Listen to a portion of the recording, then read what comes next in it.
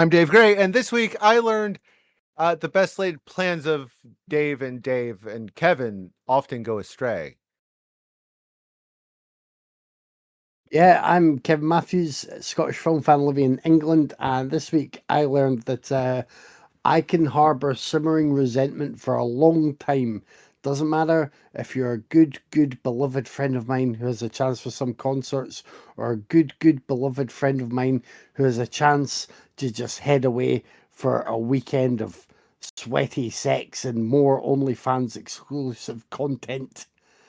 I will harbour that resentment and use it as fuel for this, which is Raiders of a Podcast. Yay! Yay!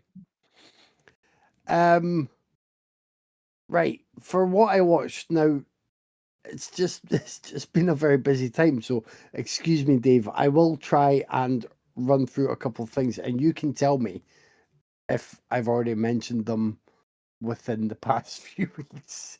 I will tell you if Because I remember. I can't recall the timing. Oh well, there's definitely at least one new one. So I got in there on the Shudder bandwagon to watch Find Your Friends. So that was the latest one. I think Oh, it dropped last Friday on Shudder, but yeah. I was too busy to get to it, and I watched a film called Smothered instead last week. And Smothered was actually like pretty good. It was better than I expected it to be, and as it played out, I was, I was a fan of Smothered. Um, it was a lot better than Find Your Friends. Find Your Friends is not good, and I'll sort of share what I already shared with you guys on Messenger. There was some social media. I don't know if you call it marketing. I guess you do, or just like hyping it up. I'd And call it it was marketing. okay. Yeah, it was Bella Thorne, who's one of the stars of this, discussing like I would say a pretty major moment in the film. So it was already spoilery, which got my back up. But then they were basically talking about it as if like any genre movie fans would not have seen things played out that way in any other film. But you always see a flipped version of that. So many comments were already saying what I was thinking. Being like, she really hasn't watched many of the type of film that she thinks she's starring in, and this is completely untrue. So it wasn't good. Like this is, I I want to say there are a couple of good bits in this, but basically it is young women who are having a fun girls trip, and there are some horrible situations that happen, and as the film plays out, I think you're supposed to start wondering if one character is sort of more maybe acting with PTSD and um, making a situation worse that isn't necessarily going to be that bad, or if there's a reality that's got to be quite bad for these young women. I think that's kind of what you're meant to get at some points. There are a couple of good bits in the first. I want to say the opening scenes that have a sort of off kilter, quite unsafe atmosphere when it is a young woman heading away to a more private area with a young man, and what horribleness can happen in those situations, even though there might be a party going on just at the other side of a door, or this person might seem nice initially but then be getting forceful and persistent. It's kind of more frustrating that this was written and directed by a woman, Isabel Paxad. I don't know if this is her first feature. I think it is, but I was hoping that it would at least, I don't know, like, filter things through a different gaze, have the female gaze rather than the male gaze there. In much the same way as, was it Revenge? That was one, right? I object to using the term female gaze only because male gaze is a critical term and there's not really a response to that. It's just any view that's objectifying. I understand what folks mean, but yeah, you mean revenge. Yeah. I just don't like the use of the term because it's not right. And I know that's a straight white man being pissy, but I understand what they mean, but it's usually still the male gaze, just a woman Yeah, doing it. That's the problem. It's still the same thing, but I'm sorry. well, funnily enough, no, that is kind of what this plays out. I think there are like, you know, a few like exceptions that work and do kind of give you enough to watch a film and think, oh, that's, you know, I've seen that kind of film before, but not in this way because, you know, this hasn't been dwelled upon or it hasn't been shown this way. I think there are one or two films that you can find like that, but they're very few and far between. But Find Your Friends certainly isn't one of them, and it doesn't help that a lot of the characters just end up being so annoying and just underdeveloped that I'm pretty sure Tyler will be a big fan of this. That's it. He's the only person I would recommend this to. The only one. Moving on to much better things. I don't think I mentioned yet that I saw Hokum. Did I mention Hokum yet? Can you remember me mentioning Hokum? No, and I remember that title. That's Oh, such a great title. yes. It's very good. Have you not seen this yet? I haven't. It's on my list, but Uh, I it I thought it I've was not gotten to it great. yet. I liked Caveat from the Yeah. director Damien McCarthy. I liked Oddity a bit more, even though I kind of rate them both the same, but Oddity just had that slightly better atmosphere, and I liked it felt like a more, almost like a cozy constructed, um, restrained for the most part, but EC comic style film. Hokum is very much in line with Oddity, and I think steps up a bit because it's a film that feels like there's not much to it. It is a kind of cozy supernatural tale. Adam Scott is in the lead role, and he's not a friendly man. He goes to this pretty isolated hotel in Ireland. He's not looking to make friends and have a wonderful time. He's just there. He's he's almost just pushing people away from him. And as the story plays out, and it all does the really like well staged atmosphere and scare stuff, it's good. But by the end, I did really like it for what it did. And I'm not saying that it was actually subtle, but for me, it kind of crept up on me. Uh, by the time it all got to the end, and I was thinking about sort of what the character's gone through and how everything connects and sort of layers on layers. I was just actually more impressed with this one than I was with Oddity and Caveat. So at this moment, this is my favourite McCarthy film. And I did wonder if that was a case of recency bias. I was a bit concerned, but just the more I thought about it and the more I could sort of dig into it, I was like, there's so much to appreciate and enjoy through all of it. And you know, a few of those things are things that you might just dismiss as being the sort of horror movie trappings. But they were all really well used and really good. Yeah, it's on my list, but here you can only see it for it's like a $20 rental, and I don't want to see it that much. Right. Yeah. Like Well, I mean, $5, yeah, I want to see it that bad, but not sorry. I admit that I'd forgotten ages ago that I'd pre-ordered it, the digital copy, so it landed, and I can't remember how much it cost me, but I was like, shit. And then I thought, well, I'm definitely going to watch it anyway. But I don't, if I remember right, there weren't any extras. I'm normally seduced by at least some extras, but that didn't happen. I mean, the same thing happened with Mortal Kombat 2. Did I already mention that one too? You did, but you can talk about it again if you want. Yeah, it's just uh, it's a fun one, but I end up putting it on a par with the first film.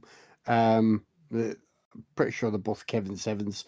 Mortal Kombat 2, I might end up liking it more when I rewatch it. I'm pretty sure I said that to you guys.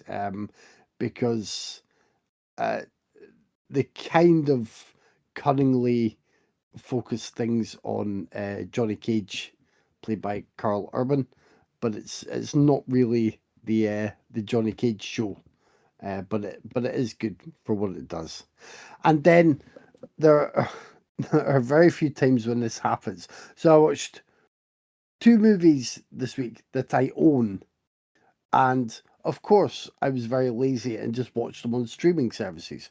One of those movies is Wheels on Meals, and it's better than some of the other Jackie Chan, Sammo Hung, Yun Bio collaborations that we've seen. It has some good fights at the end, which is what you watch these for, with Benny the Jet Arquidas on good form as well. It's fine, but I own it.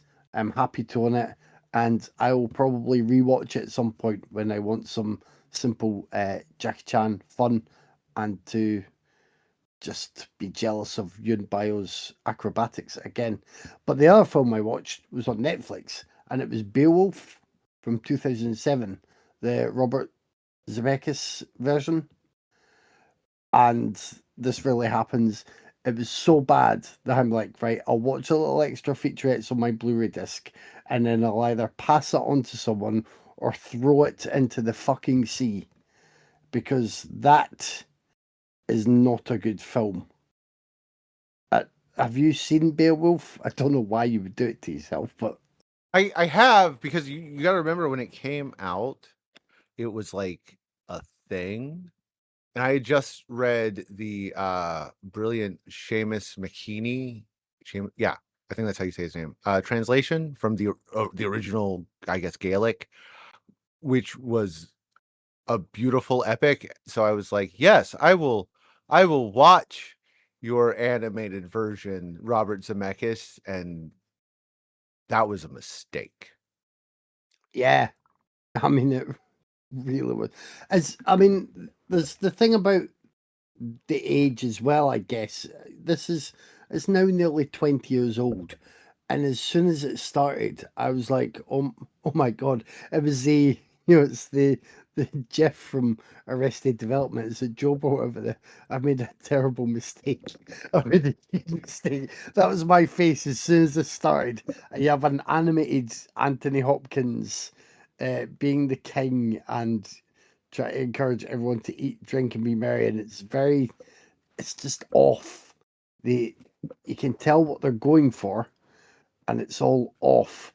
I did enjoy it when you got the appearance of Grendel, and there were moments that I liked with that character in there, but the rest was just no good. And it's another case of Zemeckis being like seduced by the tech, and either doesn't hold up or it's it's not quite where he would need it to be for the best presentation of the story. Like Zemeckis has done, I think, great work with tech over the years. Forrest Gump still holds up really well for the moments in there that blend the main character into the scenes. I know it's kind of stemming from Zelig, I guess, but that's great. There's other stuff that he's done that I've liked. This was a horrible, horrible mess, and as I say, it's very rare that I watch something and immediately think, I no longer even want that just sitting on my shelf. Like it's not taking up valuable shelf space in the cinema room anymore. Be gone, Beowulf. And that was it. Yay. I did not watch a lot, if I'm being honest. It's been a week for me too. But speaking about things that you bought and then forgot about, a few months ago, I went to a local con where Aihi Shina from Audition was at. The same day I went there, Arrow announced their beautiful 4K. So I ordered that and forgot all about it until it arrived 2 days ago. So I watched Audition again. I never thought I'd say I watched Audition twice in 2026, but I did, and I enjoyed it both times.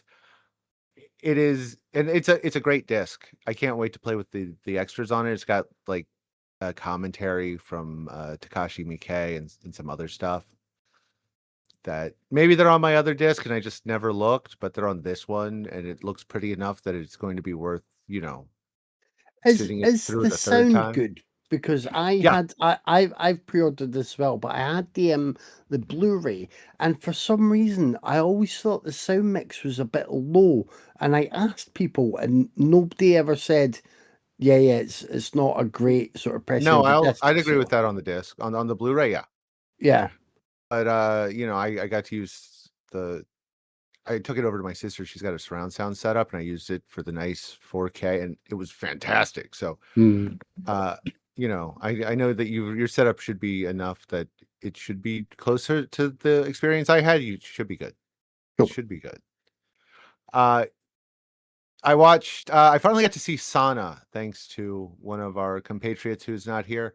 That is the 2023 Takashi Shimizu supernatural audio horror film. It's the first in what's going to be a trilogy later this year. The third one comes out. It just never released here in the States. It has released in the UK.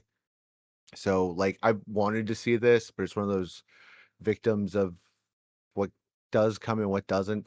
It's not great, but it's okay. It's about a boy band that is being haunted by an evil spirit who is connected to a tape.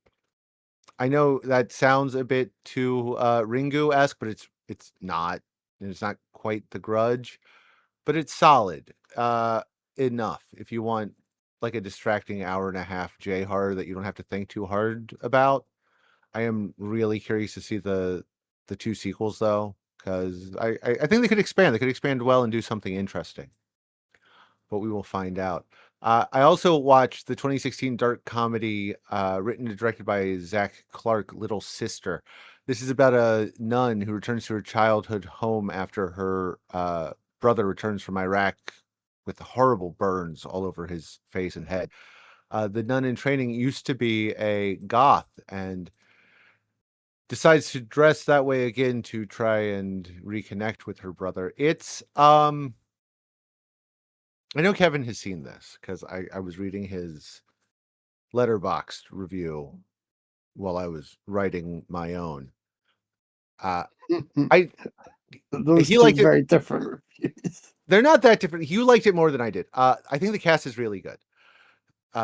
Addison Timlin plays the lead, Colleen Lunsford, and she is excellent. She gives a great performance. She was also in the Town That Dreaded Sundown remake, and oh fuck, what was the David Duchovny show where he's the sex addict author, sports writer, something. Oh, was that Californication or something? Yes, Is that one? and she's also in that. But she's really good. She's excellent in it. Uh, Pete Hedges plays her, not Pete Hedges. Yeah, yeah, I think. No, Pete Hedges plays her dad, and he's totally wasted. Keith Paulson plays her brother, and he's also excellent. Barbara Crampton has a small role as the Reverend Mother of the convent she leaves to see her family at. Um, the other two main supporting cast, Kristen Slazeman and Molly Plunk, are both really good. Ali Sheedy plays her mom, and she's fine.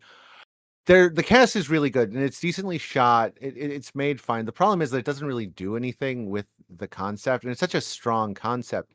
And it starts off really well. I think the first third is one of the better indie, dramedies I've seen ever. The characters are decently defined. There's some real history going on, and it almost really comes together, but then it doesn't do anything with it. And the last third is just such movie bullshit that it really killed it for me. And they never deal with any of anybody's issues. It's okay because they hung out, I guess. They never got into why the goth girl decided to go and join a fucking convent anyway. Her faith is never discussed. His trauma is never discussed. It's just all kind of pointed at and then swept aside. And it's a shame because, again, I think there's some great bones here, and the fact that it doesn't fully come together, I think, is a terrible missed opportunity. Uh, I missed this when it came out back in 2016, but I'm really confused by how this was such a critical darling that year. It's fine, but it's very slight. It's very missing the mark, and again, like, you should see it. It's streaming on Arrow here and a few other places. If you come across it and you want, a decent little dramedy where you don't have to think too hard and, get some warm fuzzies, it's fine for that.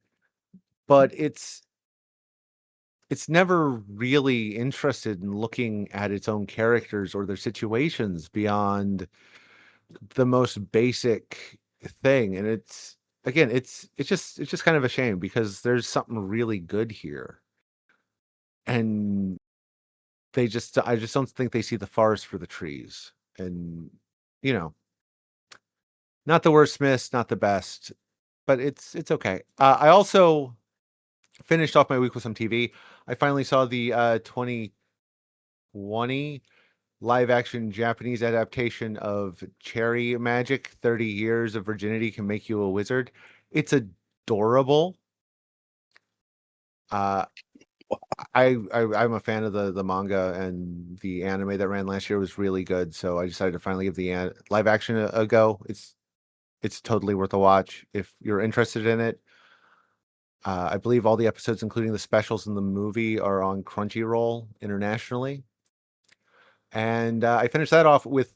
I watched a lot of gay TV this week with the first episode of Lestat, the Vampire Lestat, and the second episode of the Vampire Lestat, and I'm enjoying it so far. It's not as good as the first two seasons of Interview with the Vampire, but those set the bar so fucking high that I enjoyed the change of tone.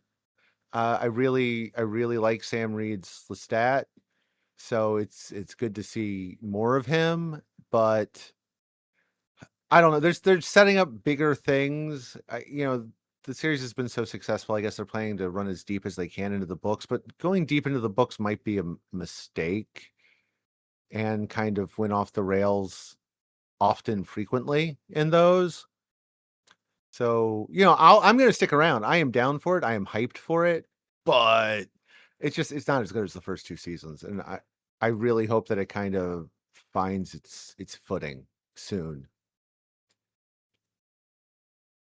This week, I'm going to have to apologize for T in advance because I have not very little good to say about his pick, the 2001 American romantic thriller directed by Tim Blake Nelson and adapted from Shakespeare's classic play O.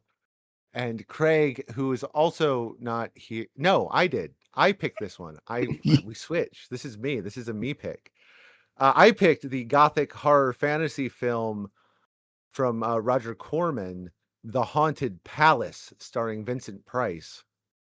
That is the first adaptation of an H.P. Lovecraft story. Kevin, Yes. would you like to pick a movie and tell us about it?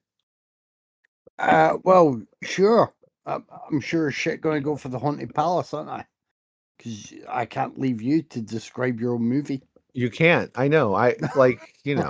It is how it is. I've I thought I'd seen the Haunted Palace, Dave, and yet I don't think I had. I think I was confusing it with they also did I'm going to sound so stupid now. I probably own them. They also did at least one House of Usher film, didn't they? Corman and Price and Co. Yes, they Or did. The yeah, Fall of the House of Usher. and I bought the box set a while ago, which was there was a beautiful arrow release. I think it's called Six Gothic Tales, and it was pretty sure it was the AIP movies in there. It's really nice. Anyway, the reason I'm being so vague is I still have the Blu-rays and the individual boxes, but I lost the outer cover, and that saddened me because although it was just an outer cover, it had a nice little book which I still have on a different shelf, and I've just now I've spread the discs around. They're buried somewhere in the alphabetical order rather than being in the one Six Gothic Tales collection. And if that's not a first world movie collector problem, I don't know what is. Anyway, this is a tale of basically a man and his wife who go back to his ancestral home, and strange things are afoot.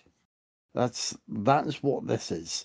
The man is played by Vincent Price. The woman is played by Deborah Paget.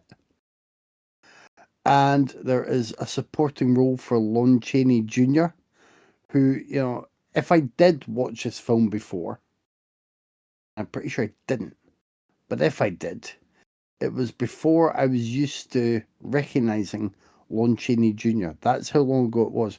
It was probably even before I was used to recognizing Elijah Cook, or Elijah Cook Jr., as he's better known, who plays a character called Peter Smith here. That's how long ago it was. And it's a big if. Directed by Roger Corman. I did think this was a Poe film, a story based on Poe, because I thought kind of most of the films of this ilk were based on Poe. So I was, pretty pleasantly surprised, really, to find that it's more so based on tales from H.P. Lovecraft. You get mention of, I'm pretty sure they mentioned Cthulhu, although it was a slightly different pronunciation that I heard. And I'm going to mangle it, but Yog Sothoth, I think, is mentioned. Anyway, they made me prick up my ears, and I was like, right, this is definitely not just Edgar Allan Poe stuff here. What is there to say about this? It's I think it's the same for me as it is for Dave, although we'll get his full opinion soon. But this is the sort of thing that you sit down and watch as comfort food. It has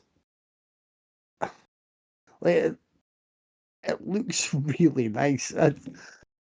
I knew I was going to sound dumb this week. Just wait till I start talking about but with the Haunted Palace and with other films that are still like celebrated from this era when it's the AIP horror films, they just they were made in a certain way that made the most of the resources, and the sets look nice. The cast are like there are great people here, and they never feel like they're working on something that's beneath them. And that really matters when you've got this cast doing this with this production design that works like really well. And sometimes working really well is working well enough to cover up the cut corners and whatever limitations are in there. And you've just like it's a really handsome spectacle, and that sounds a bit lame, I think, as I'm saying it, but to be the old man shouting at clouds for a moment. Like, you watch something like this that was kind of a relatively cheap genre piece in the early 60s compared to like pretty big budget straight to streaming films nowadays. You just like take me back to these films, bring me more of these films. Have people nowadays doing more equivalents to this, because it's great. You had a winning star there. I think you could put a lot of different people around Vincent Price, and he would still just shine so brightly as Vincent Price that it wouldn't matter. But this is a great little cast around him. But also you have people like, maybe I'm being deliberately sort of blind to things, but this and the other films we could sort of lump in with this, they never feel like they were made fast and cheap to me. They just don't. They feel like there's a good reason why they have endured in the minds and hearts of horror fans who found them. They they're just wonderful.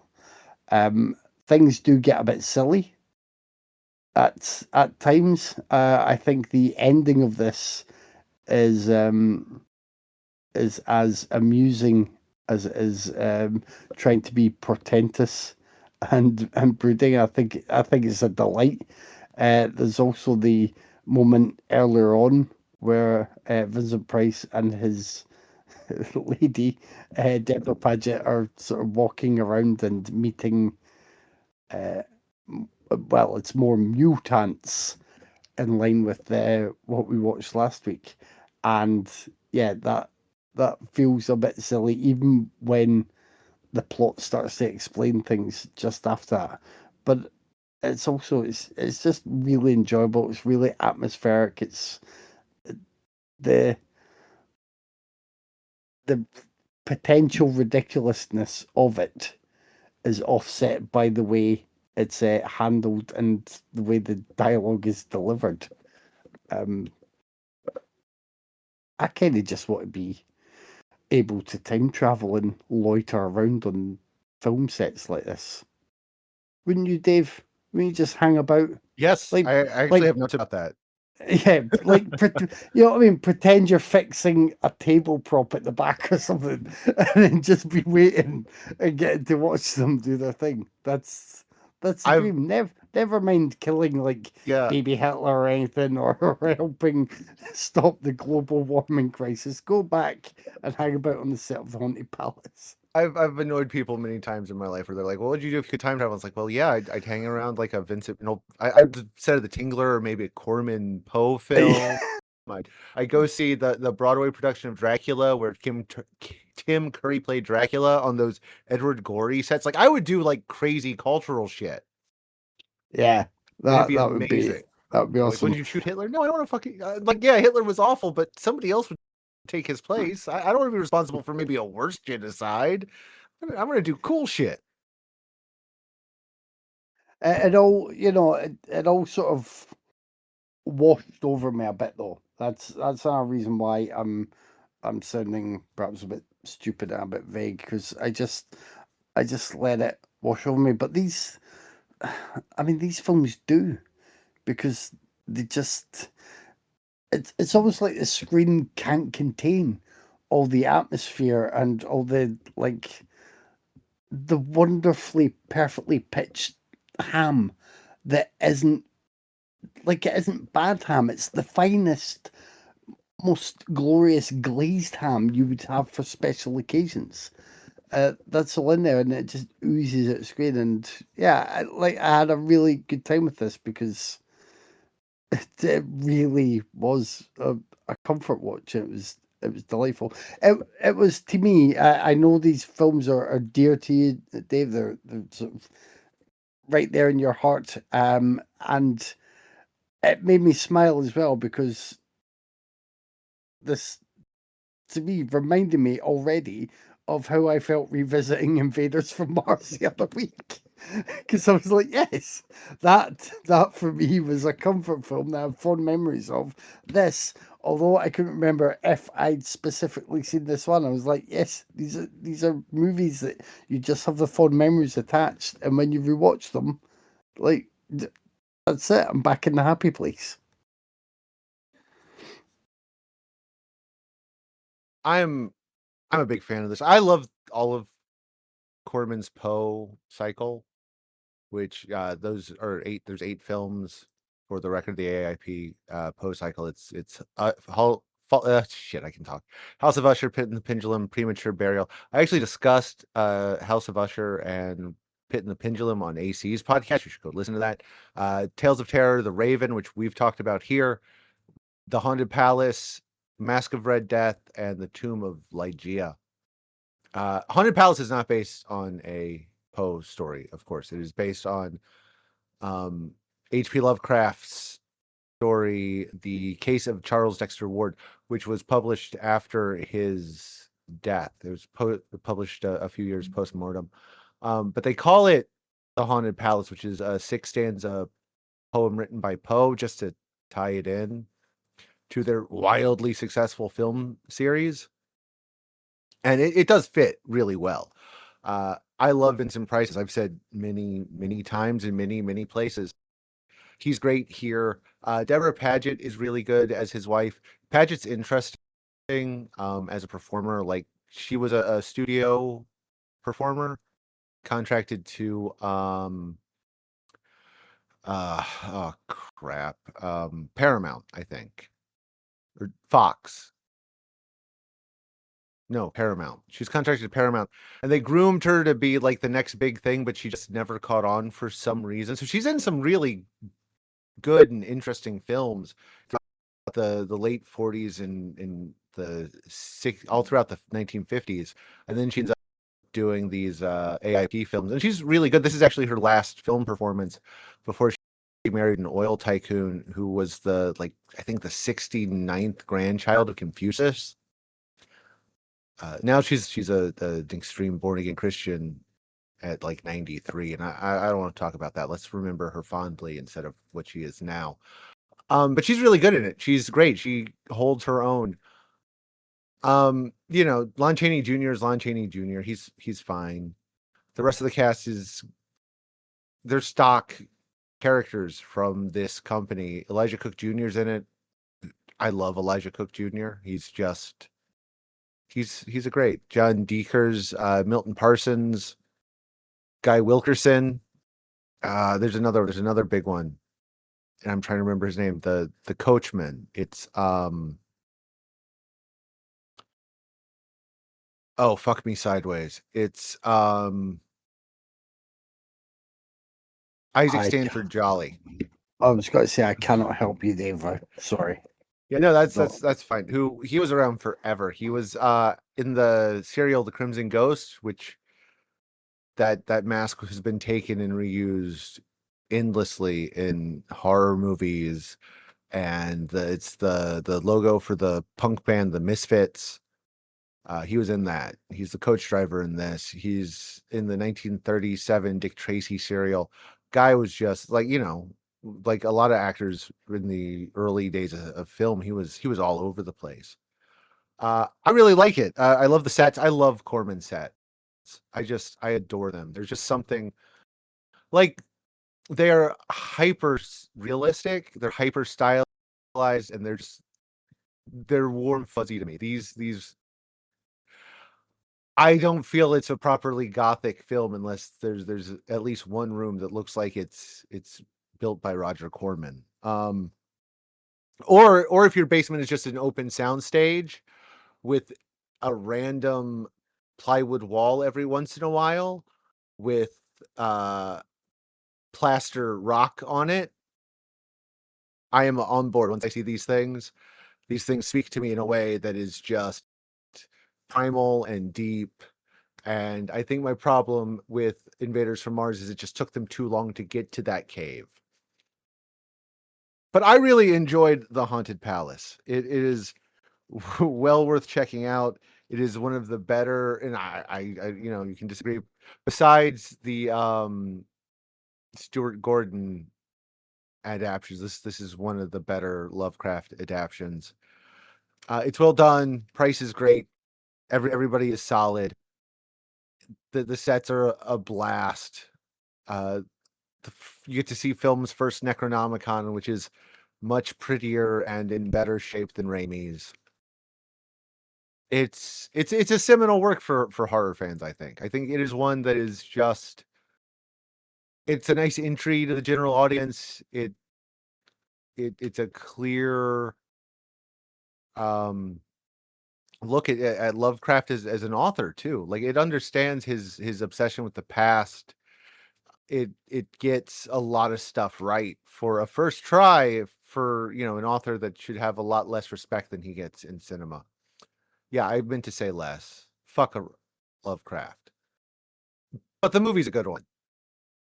And that means I got to talk about O, and I don't want to talk about O, but I don't have a choice.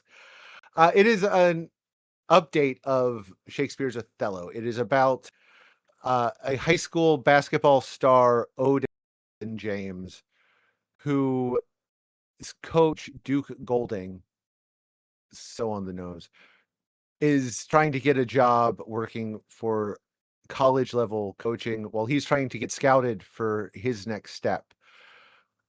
Odin is dating beautiful towny girl Desi Brabble, played by Julia Stiles, who lives in the dorms despite being a local.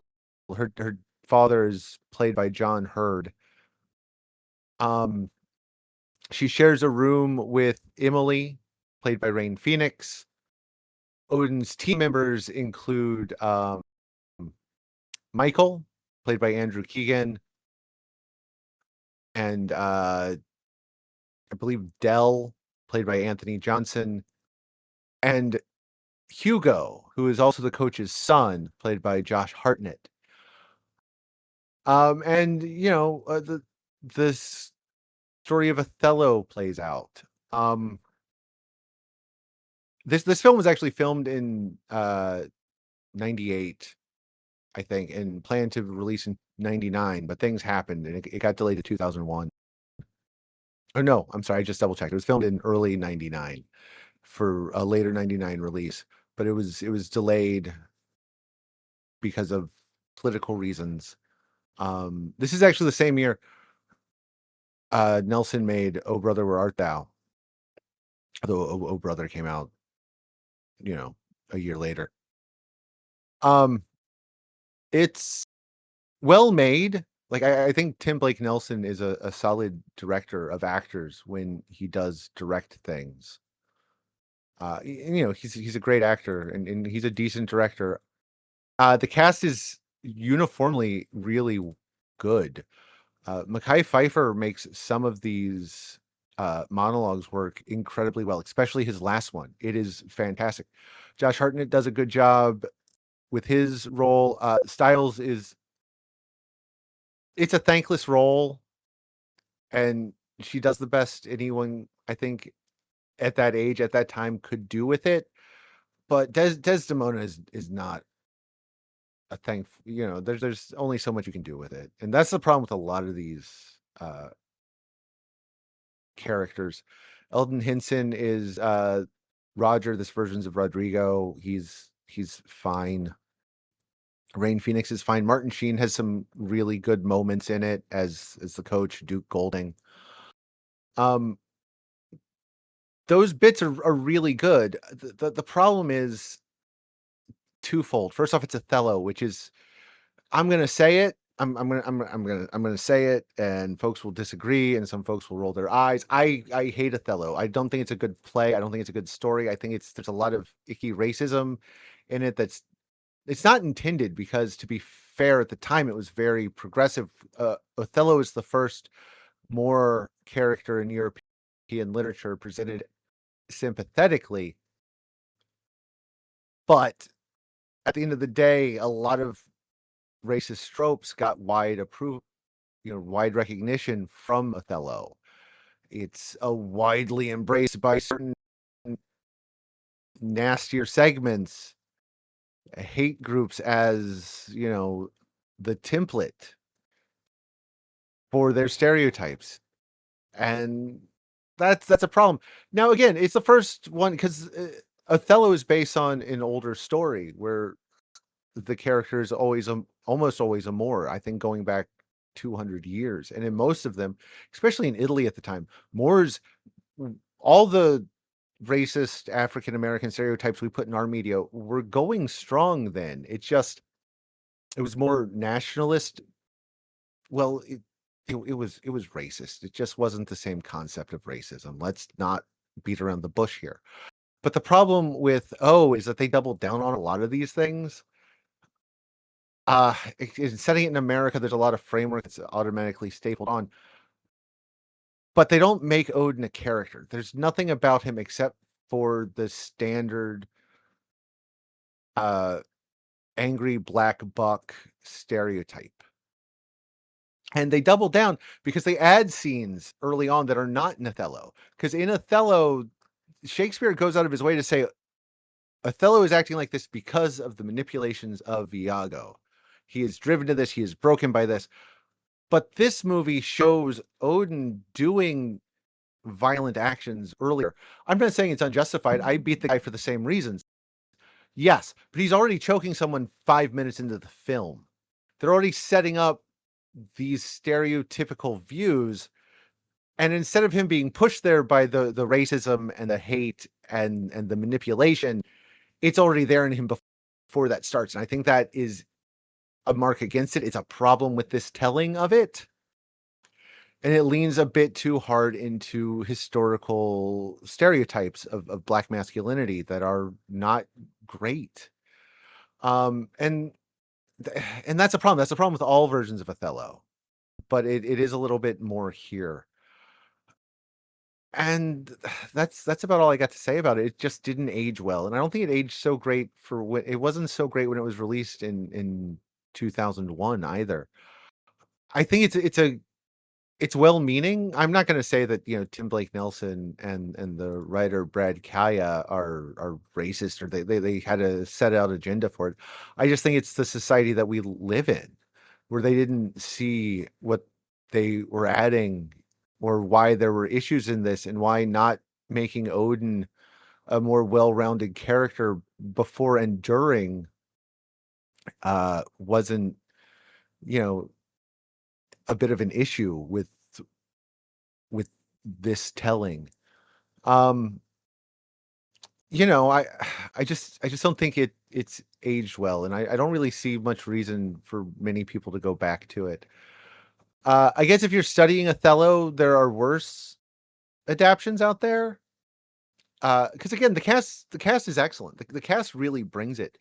This should have given Mekhi Phifer and Hartnett much more much stronger offers over the years. And they both always bring it throughout their career, so it's fine for what it is, but it's problematic. There's issues with it. I have issues with it, and I can't really recommend it because of that. But as a curiosity, I think it's an interesting timepiece.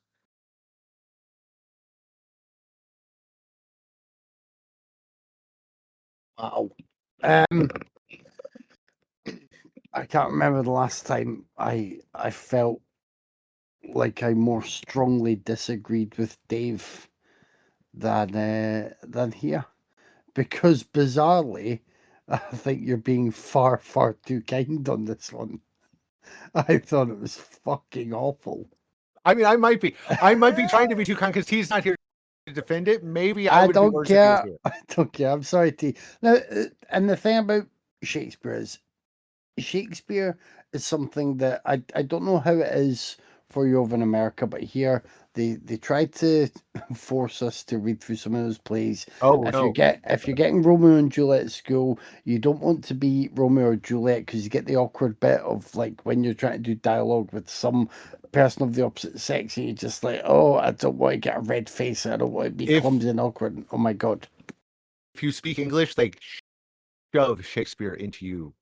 Right. Deeply. Here, New Zealand, Australia, the UK, even Japan gets it because they have, common English programs in their high schools in a lot of areas, and they get the bard shoved into them too. So Oh, I'm trying to learn Japanese at the moment. Just so you know. nice, Mizu to Mizu to ocha kudasai. There you go. Water and green tea, please. nice. Anyway, sorry. Yeah, so you would get Romeo and Juliet, and you would be wanting to avoid the embarrassment of being a teenager trying to talk through Romeo and Juliet. So then, if you're one of the person who doesn't get a line to read out in class because you don't want that, you're just then being bored. You might get Macbeth, particularly if you are in a school in Scotland, and then again, you're just at that age though where you I don't think it's you're not engaged enough to want to unpick the dialogue, and then when you're not speaking the dialogue, you're just sitting aside and you're not wanting to sort of stay engaged with that. So I I read Romeo and Juliet when I was at school, read Macbeth, and I disliked both initially because of that experience.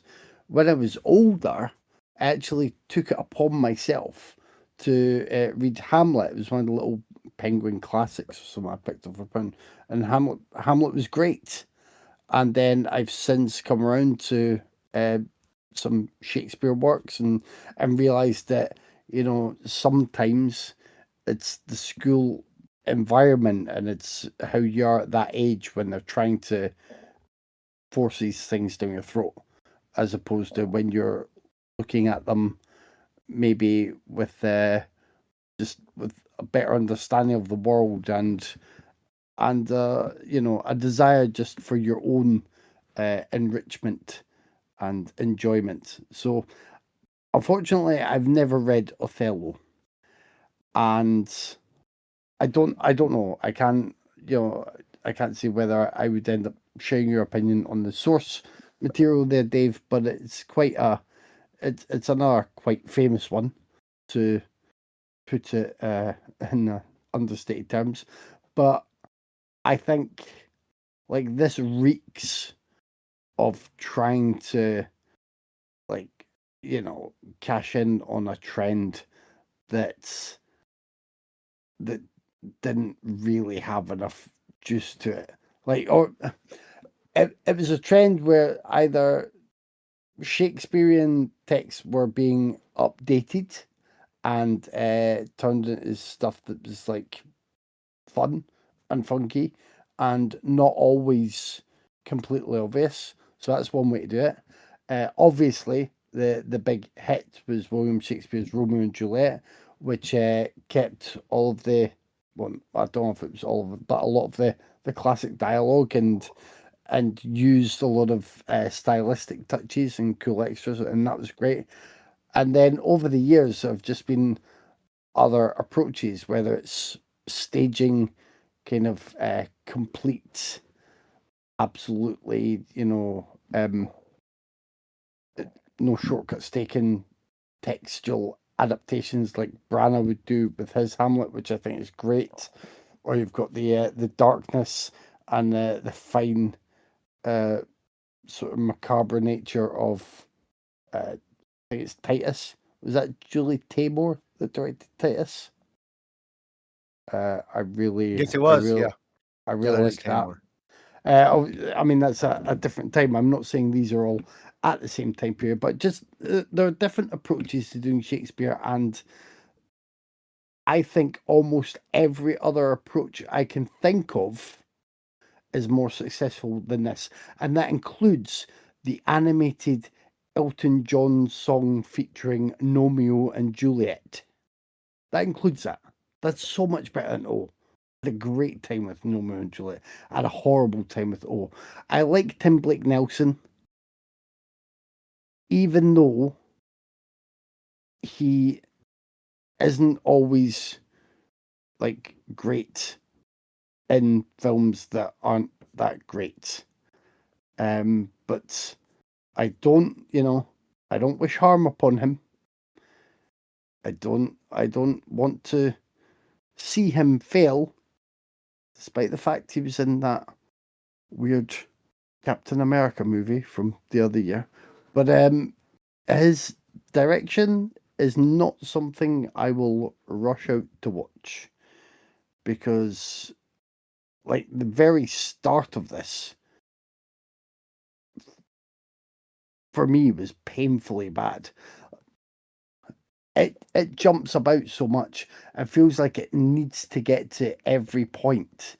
So this is an updated, kind of teen-friendly version of Othello, but they want to have certain key moments, and they want to get the pieces in place to start the plot moving, and like that isn't done well in the early scenes.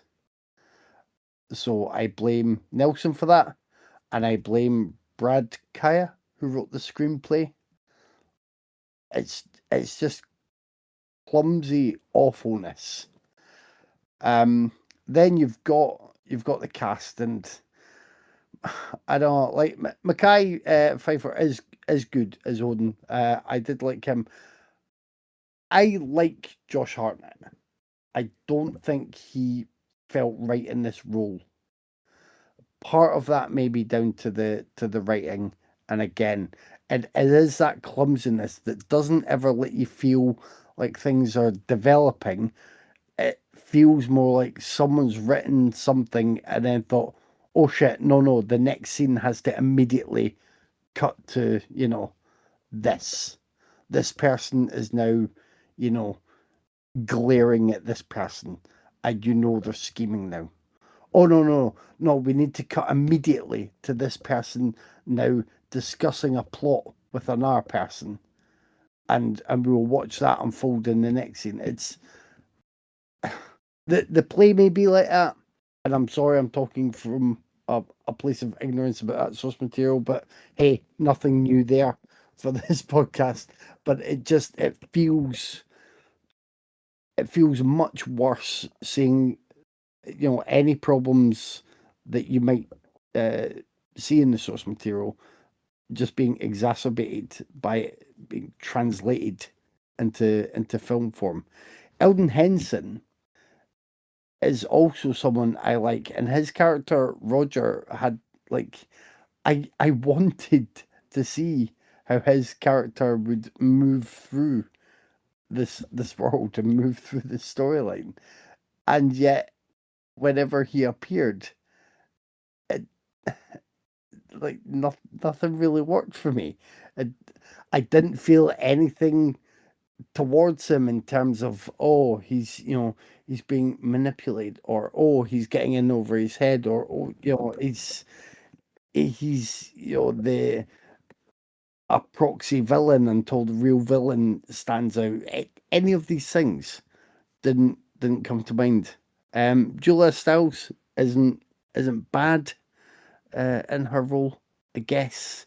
Andrew Keegan as Michael, he was okay, but that's about it. I mean, I didn't even like John Hurd in this, only because it suffered from that clumsy mashing together of different moments. By the time John Hurd appeared, you were getting the information, you were getting kind of an info dump, and then you were getting another sort of main scene that was needed to put everything together and put the characters in the same space and kickstart something that would reverberate throughout the rest of the plot. And it was just, it all felt very messy, and it felt rushed. And I'm guessing that is to get everything into a 95-minute teen movie. But maybe it was just, maybe the actual play itself is slim enough to do that, and they've just gone through it, like as you would with any normal adaptation, and maybe I would end up feeling like you, Dave, if I checked out the play. I mean, would you say the play feels Does it feel like it jumps around more, or is it more of a kind of a fluid or contained piece? I am not the kindest to Shakespeare, so it might flow a bit better. It's been a while since I've read it. There's like an hour cut out of like they Yeah, just did. I almost went. I really wanted to get tickets, but they just staged Othello on Broadway with Jake Gyllenhaal as Iago and Denzel Washington as Othello, which was probably great, but it was an hour and 20 minutes longer than this film.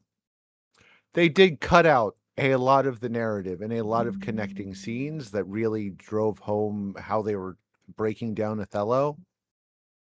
So it yeah. probably does flow better if I'm being really fair, but I'm not interested in being fair. I mean, that that would have been amazing. I think to see. I think that would have Yeah, been of course it would have. It awesome. would have been fucking fantastic, but I couldn't kill anybody for tickets and I couldn't afford them either. So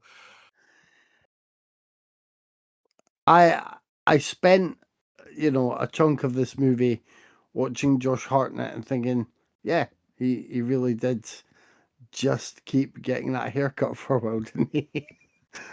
The haircut that's kind of done as he casually saunters past the barbers rather than actually sitting in the chair for more than 2 minutes. So that was my amusement in that. I just it felt like everyone involved was unsure of what way they wanted to present it.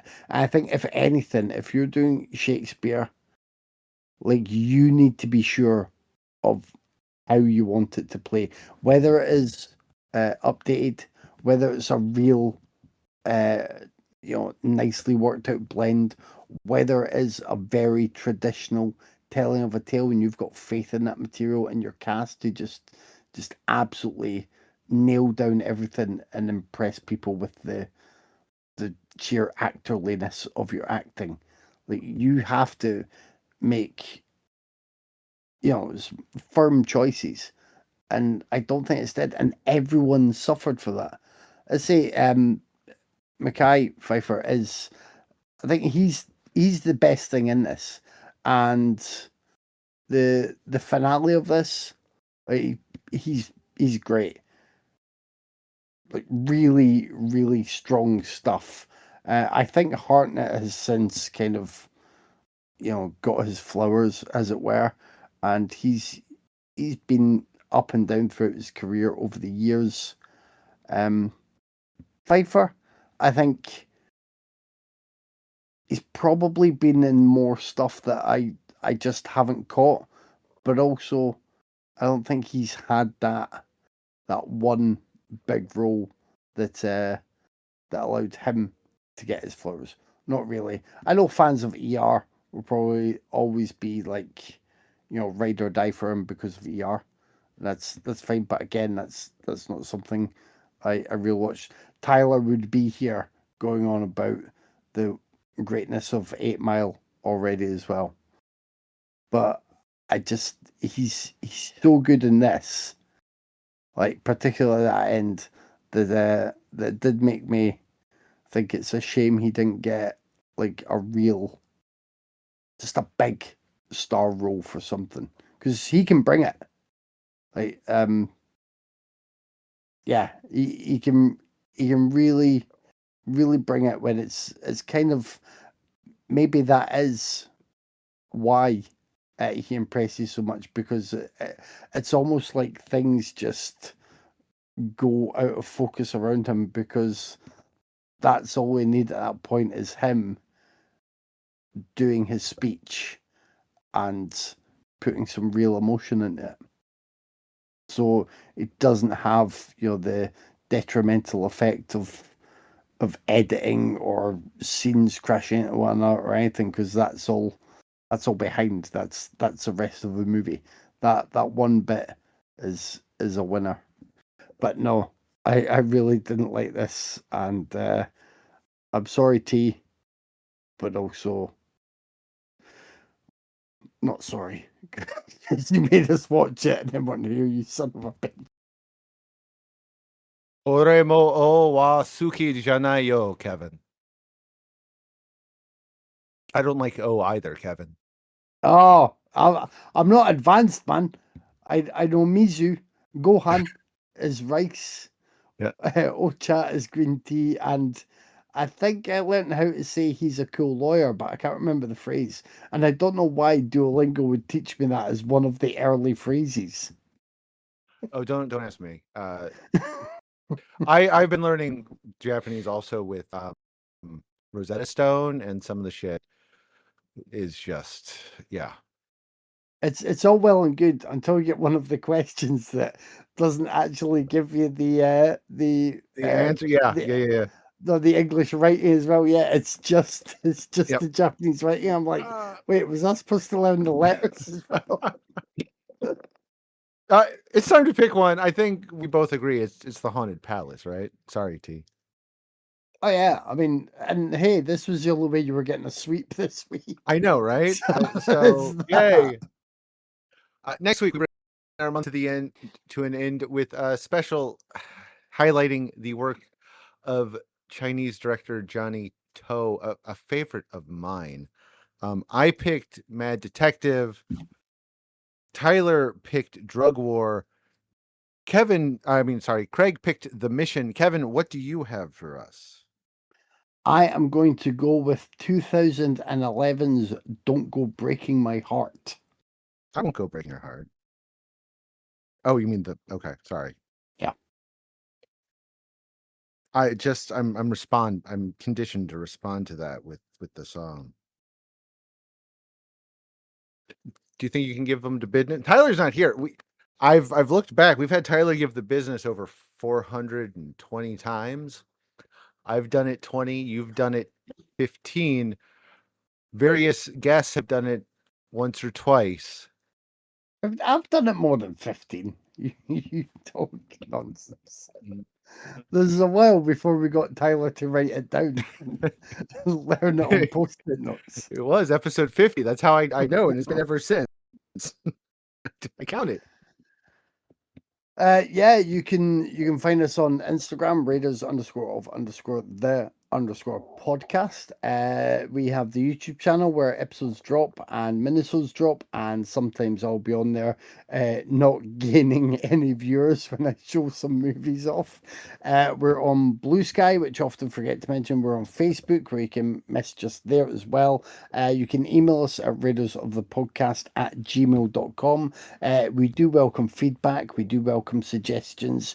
We will do pretty much anything for a guaranteed extra listener, especially if it causes pain to one of the co-hosts. And like, subscribe, do all the nice things for us online wherever you get podcasts. As always, thanks for listening. Thanks for joining me. I'll talk to you next week. See ya.